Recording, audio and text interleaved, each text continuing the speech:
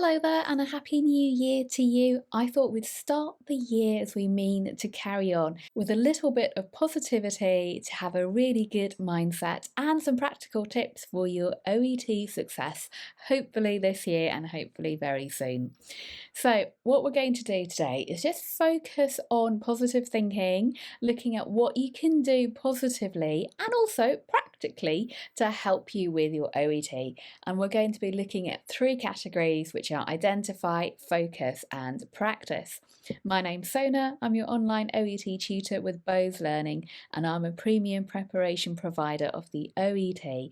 Thank you for joining me. I think it's so important that we spend some time just looking at how we can do things to make sure that you keep that motivation up and that you are on track for your OET success. So let's start off with identify. What do I mean? What are the positive things you can be doing this year to help you on your OET journey? And I'm going to talk you through three things that I'd like you to identify. So grab yourself a pen and paper and why not make some notes right now? And the first one is your current English level. So, why am I asking you to really identify and own your current English level?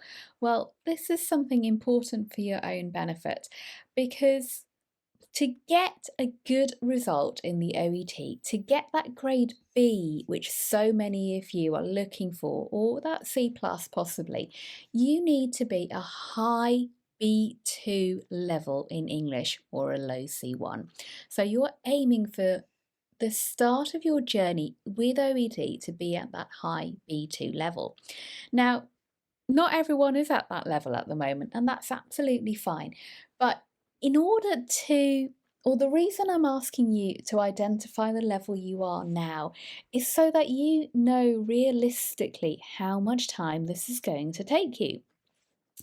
If you are currently a B2 level, you can expect to get a high C in the OET, but it's going to take you between 100 to 200 hours of pure study time. If you are a B1 level, for example, you're going to need general English to boost your English level plus 200 hours of study time.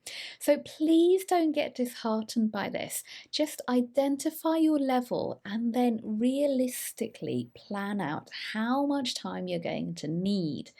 Don't be disappointed if you're a B2 level and you don't get that grade B in the OET, because actually it's impossible to do because your English level is just not quite there yet.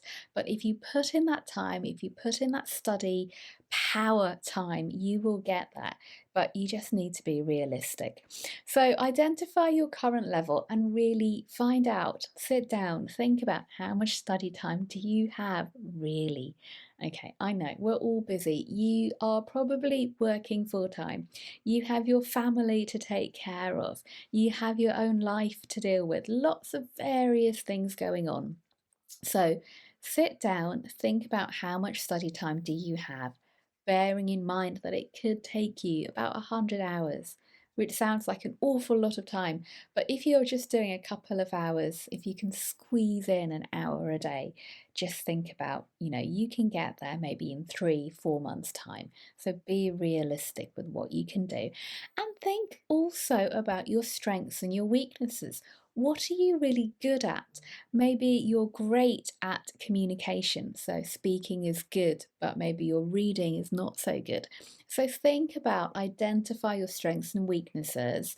Keep practicing your strengths because we want to make them better, but maybe try and focus more on how you can boost those areas that you really need a little bit of extra help with.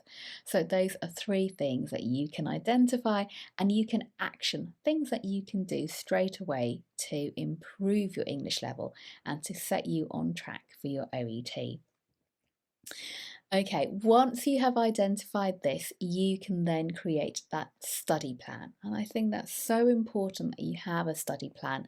Set yourself goals, know how much time you can spend to achieve these goals, and then carry on and do that. So create a little study plan. It will really help. It's so nice being able to tick things off on your list and say, right, I've done 1 hour today of vocabulary work. Fantastic. That's so great.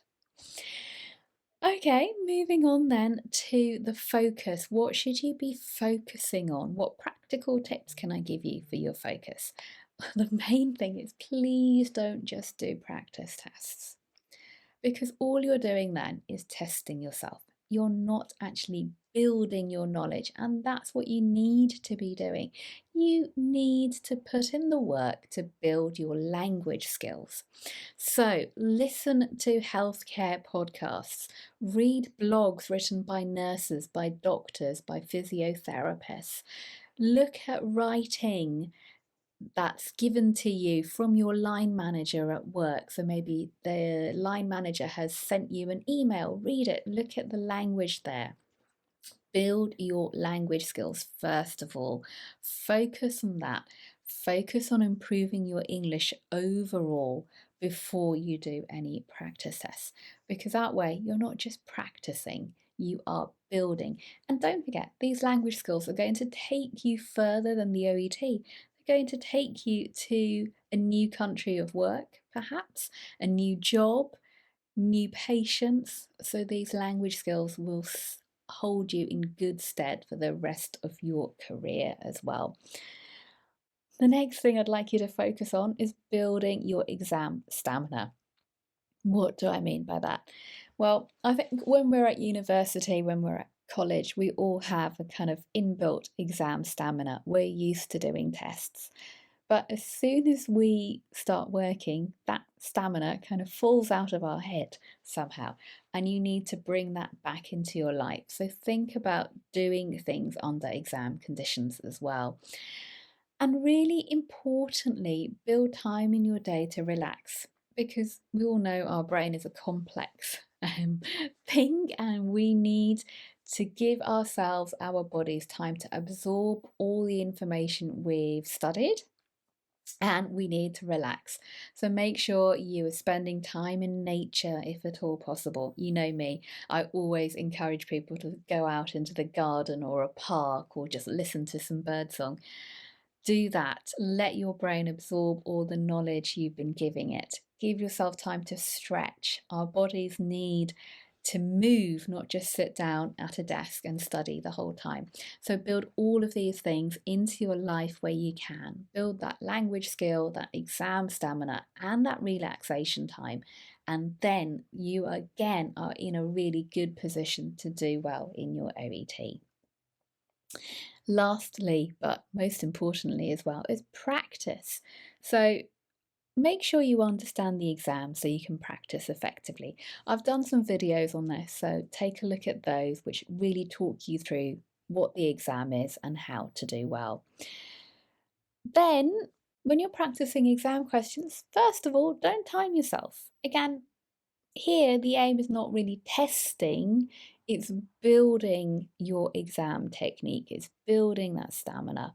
So do the questions, but don't time them, do them slowly, make sure you get them right.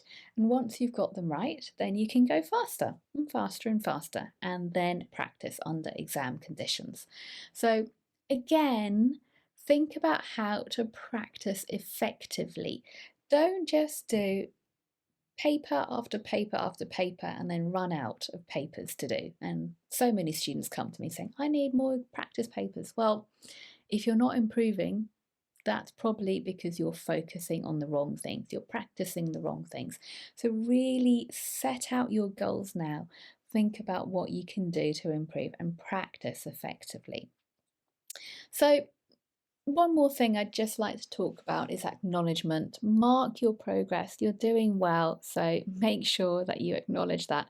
Don't get disheartened. It's a long struggle. I know sometimes we all feel gloomy about it, but keep going. Have realistic goals. You're human, but you can try your best and you can do it. So just stay focused. Make sure you're practicing correctly, identify where you are, identify where you need to be, acknowledge all of this and go for it, because you can do it. Well, I hope this really helps you. If you want more advice, why not sign up for a regular dose of all things OET, where I'll send you a regular newsletter on tips, advice, and more video lessons so you can carry on your OET journey and onwards to your OET success. Thanks very much for watching. I hope to see you again. I've got over 200 videos for you to watch, so please take a look at those and subscribe to me. That would be amazing. Send this to friends and colleagues so I can help grow this channel, and give us a like and say hello. Pop a little comment in the comments box. I'd love to hear from you. Thanks very much. Good luck on your journey and see you soon. Take care. Bye bye.